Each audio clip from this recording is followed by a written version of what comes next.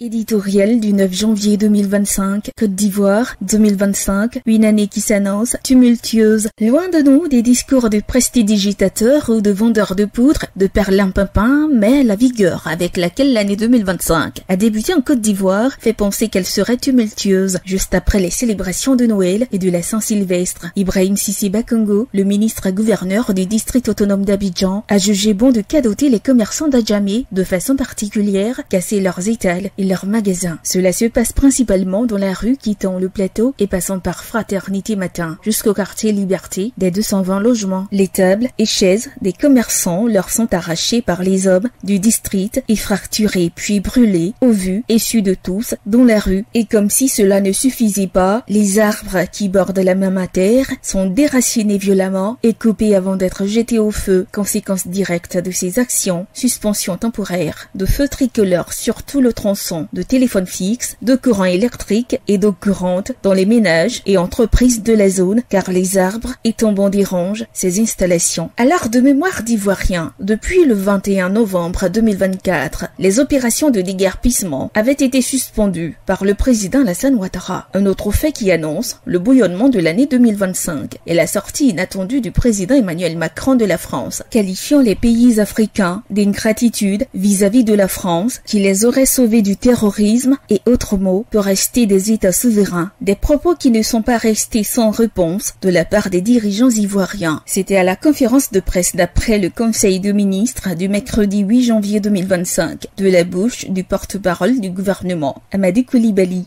Il n'y avait aucune ambiguïté là-dessus. Pour ce qui concerne donc des pays qui devraient être reconnaissants à la France, en tout cas, je ne me souviens pas que la France ait mené de combat pour la Côte d'Ivoire. Donc, nous ne sommes pas particulièrement concernés par ces propos-là non plus. Nous avons eu une collaboration avec la France, avec l'armée française, dans le cadre d'une coopération qui est connue, qui est claire.